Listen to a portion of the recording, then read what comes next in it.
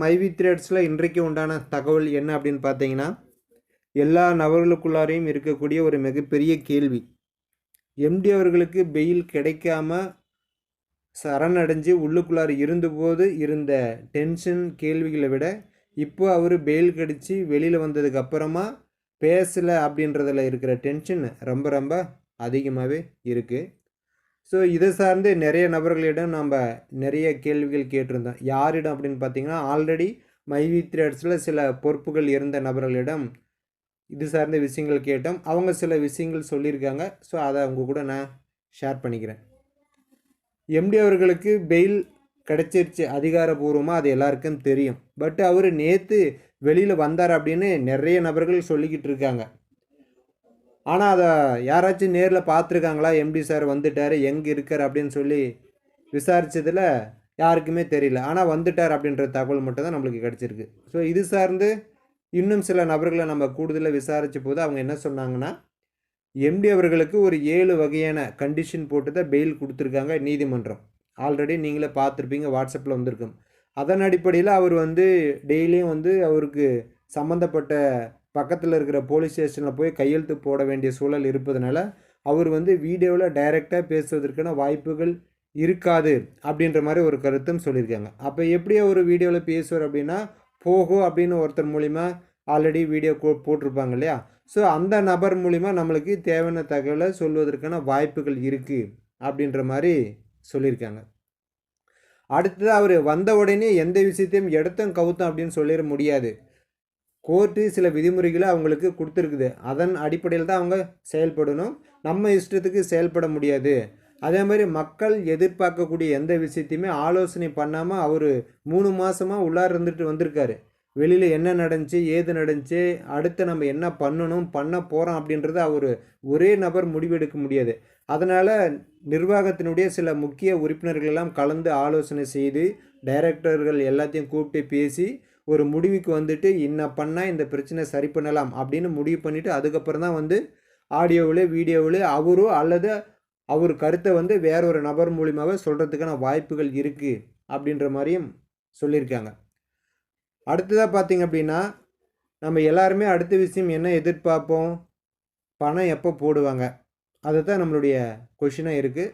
So அதுக்குண்டான விஷயங்களையும் நம்ம என்ன பண்ணால் இந்த பிரச்சனையை சீக்கிரமாக தீர்க்க முடியும், நம்ம ஸ்டோரில் பொருளை வாங்க சொல்கிறது மூலிமா இதை சரி பண்ண முடியுமா, இல்லை ஹப்பு எல்லாத்தையும் திறந்து தேவையான பொருட்களை அனுப்பி பர்ச்சேஸ் பண்ண சொன்னால் சமாளிக்க முடியுமா அப்படின்றதுக்கான சில முக்கியமான ஆலோசனைகள் எல்லாம் பண்ணிக்கிட்டு இருக்கிறாங்க அப்படின்ற மாதிரி ஒரு தகவலும் சொல்லிக்கிட்டு இருக்கிறாங்க.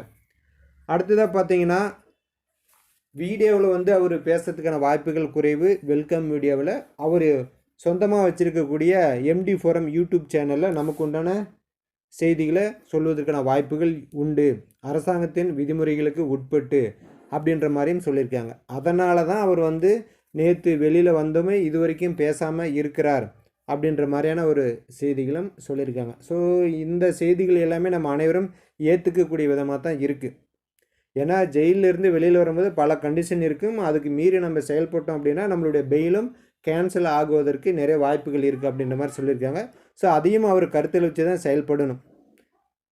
அதனால் இந்த 4-5 நாட்கள் கண்டிப்பாக அவருக்கு உண்டான ஒரு நாளை எடுத்துக்கிட்டு அவர் தகவல் சொல்கிற வரைக்கும் நம்மளுடைய பொறுமை இதுக்கு முன்னாடி இருந்ததை விட இப்பயும் கண்டிப்பாக இருக்கணும். அதுதான் நம்ம எல்லாத்துக்கும் ஒரு நல்ல விஷயத்தை உண்டாக்கி கொடுக்கும் அப்படின்றதே இது மூலிமா சொல்லிக்கிறேன். அடுத்ததாக பார்த்திங்க அப்படின்னா, மைவி த்ரெட்ஸில் நாம் கிட்டத்தட்ட 7 மாதம் ஆச்சு இல்லையா நம்மளுக்கு பேமெண்ட் அந்த காலகட்டங்களில் பார்த்திங்கன்னா நம்மளை நாம் எப்படி சரி பண்ணிக்க முடியும். மைவி த்ரெட்ஸுக்கு நான் கடன் வாங்கி 1,26,000 கொடுத்து பர்ச்சேஸ் பண்ணேன். அதை கட்ட முடியாத கடன் தொல்லை, வட்டி தொல்லை, இஎம்ஐ இப்படி பல பிரச்சனைகள் இருந்து இந்த 8 மாதமாக நம்ம அந்த சூழலை எப்படி கையாண்டோம், ஒரு இஷ்யூஸ் வந்தால் அதை நம்மளால் எப்படி ஃபேஸ் பண்ண முடியும் அப்படின்ற ஒரு விஷயத்தை கற்றுக் கொடுத்தது இந்த மைவி த்ரெட்ஸ் அப்படின்னு கூட சொல்லலாம். அதே போல் நம்மளை சுற்றி இருக்கக்கூடிய நபர்கள் நம்ம மைவி த்ரெட்ஸில் ஜாயின் பண்ணி இந்த சூழலை சந்திக்கும் பொழுது நம்மளை எப்படியெல்லாம் அவதூறாக பேசியிருப்பாங்க, தரக்குறைவாக பேசியிருப்பாங்க, அவங்க எப்பேற்பட்ட எண்ணம் கொண்டவர்கள் அப்படின்றது தெரிஞ்சுக்கிறதுக்கு ஒரு வாய்ப்பாகவும் இந்த மைவி த்ரெட்ஸ் இஷ்யூ அமைஞ்சிருக்கு. அதே போல் உங்களுக்கு கீழே இணைஞ்ச உங்கள் டவுன்லைன், உங்களை சேர்த்து விட்ட அப்ளைன் இந்த இக்கட்டான சூழலில் உங்கள்கிட்ட எந்த மாதிரிலாம் பேசுனாங்க, அவங்களுடைய உண்மையான முகம் என்ன அப்படின்ற நம்ம சுற்றி இருக்கக்கூடிய எல்லாத்தையும் நம்ம ஒரு இக்கட்டான சூழல் வந்து அதை எப்படி கையாளணும் அப்படின்ற ஒரு சூழலையும் கற்றுக் கொடுத்தது இந்த மைவி த்ரெட்ஸ் இஷ்யூ அப்படின்னு கூட நம்ம சொல்லலாம். இதுக்கு அப்புறமும் ஒரு இஷ்யூ வந்துச்சுன்னா அதை நம்ம எப்படி கையாளணும் அப்படின்றதும் இது மூலிமா கண்டிப்பாக எல்லாருமே தெரிஞ்சிருப்போம். அதேமாதிரி சோசியல் மீடியாக்கிட்டேருந்து நம்ம கற்றுக்கக்கூடிய சில விஷயங்களையும் மைவி த்ரெட்ஸ் நமக்கு கற்றுக் கொடுத்துருக்கு. எம்டி அவர்கள் ஆரம்பத்தில் வந்து கைது செஞ்ச பொழுது பார்த்திங்கன்னா எல்லா மீடியாக்களிலும் போட்டாங்க, மைவி த்ரெட்ஸ் உரிமையாளர் மோசடி கைது அப்படின்னு பல விதமாக சொன்னாங்க. பட் அவர் வெளியில் வந்தபோது அந்த மாதிரி கைது செஞ்சிட்டாங்க அப்படின்னு சொன்ன எந்த மீடியாவும் வெளியில் வந்துட்டார்னு சொல்லவே கிடையாது. அதே போல் இப்போ எம்டி தானாக போய் சரணடைஞ்சப்போ எல்லா சோசியல் மீடியாவிலும் சொன்னாங்க எம்டி அவர்கள் கைது அப்படின்னு சொல்லிட்டு. அதுக்கப்புறம் அவருக்கு பெயில் கேன்சல் ஆனத போதுன்னு சொன்னாங்க நீதிமன்றம் இடியை இறக்கியது அப்படின்னு ஏகப்பட்ட தம்ப்நெயில்லாம் கிரியேட் பண்ணி போட்டிருந்தாங்க. பட் அவருக்கு பெயில் கிடச்சிருச்சு அப்படின்றத எந்த சோசியல் மீடியாவும் போல் அப்படின்றது மிகப்பெரிய ஒரு வருத்தமான செயலாக இருக்குது. இல்லை ஏதாச்சும் வந்திருக்குதா அப்படின்றது எனக்கும் தெரியல. ஒரு மனுஷன் உள்ளார போகும்போது அதை பெருசாக தூக்கி போடக்கூடிய சோசியல் மீடியாக்கள் வெளியில் வரும்போது அட்லீஸ்ட் ஒரு 2 லைனில் போட்டிருந்தா கூட உண்மையிலே சந்தோஷம் அடைஞ்சிருக்கலாம்.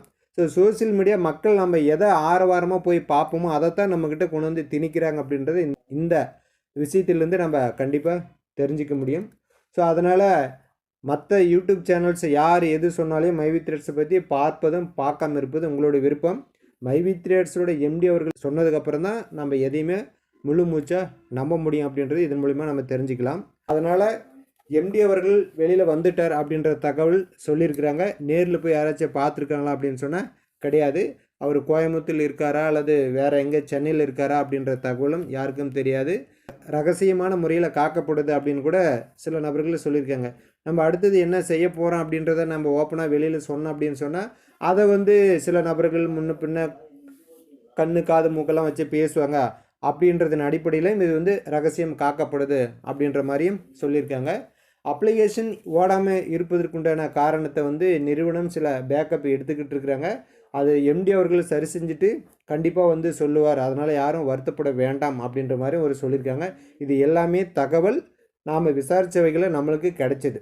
சரிங்களா? ஸோ அதனால் நிறுவனத்தினுடைய எம்டி விரைவில் நமக்கு உண்டான ஒரு அப்டேட்டை கொடுக்கணும். ஏன்னா எல்லாரும் அதை தான் எதிர்பார்த்துக்கிட்டு இருக்கிறோம். வராத போது வரலையே பெயில் கிடைக்கல அப்படின்னு 6 வாரமாக இருந்தும் அவர் வெளியில் வந்து நம்மக்கிட்ட ஒரு வாரத்தை கூட இது வரைக்கும் பேசலையே அப்படின்றது நிறைய நபர்களுக்கு ஒரு வருத்தமான செய்தியாகவும் இருக்குது. வெளியில் வந்து நான் வந்துட்ட மக்களே, எனக்கு ஒரு 4-5 நாள் டைம் தேவை, நான் சில பர்சனலான வேலைகள்லாம் இருக்குது, அதெல்லாம் முடிச்சுட்டு உங்களுக்கு கூட வந்து பேசுகிறேன் அப்படின்னு இந்த 2 வார்த்தை சொல்லியிருந்தால் கூட எல்லாருமே சந்தோஷம் அடைஞ்சிருப்போம். பட் இது வரைக்குமே எங்களுக்கு எந்த அப்டேஷனும் வரல, எம்டி அவர்கள் வெளியில் வந்துமே அப்படின்ற மாதிரியான சில குறைகளை மைவி த்ரெட்ஸ் உறுப்பினர்கள் சொல்லியிருக்கீங்க. கண்டிப்பாக நிறுவனம் அதுக்குண்டான ஒரு முயற்சி எடுத்து ஒரு சின்ன அப்டேட்ஸ்னாலையும் கட்டாயம் கொடுக்கணும் அப்படின்றதையும் இதன் மூலிமா சொல்லிக்கிறேன். இதுவரை நடந்தது எல்லாம் நமக்கு நல்லதாகவே இருந்திருக்கு. இதுக்கு அப்புறமும் நடக்கக்கூடியது நம்மளுக்கு நல்லதாகவே இருக்கணும் அப்படின்றத ஆண்டவனை பிரார்த்தனை செஞ்சுக்குவோம். மீண்டும் அடுத்து ஒரு மைவி த்ரெட்ஸ் அப்டேட்டுடன் உங்களை சந்திக்கிறேன். நன்றி, வணக்கம்.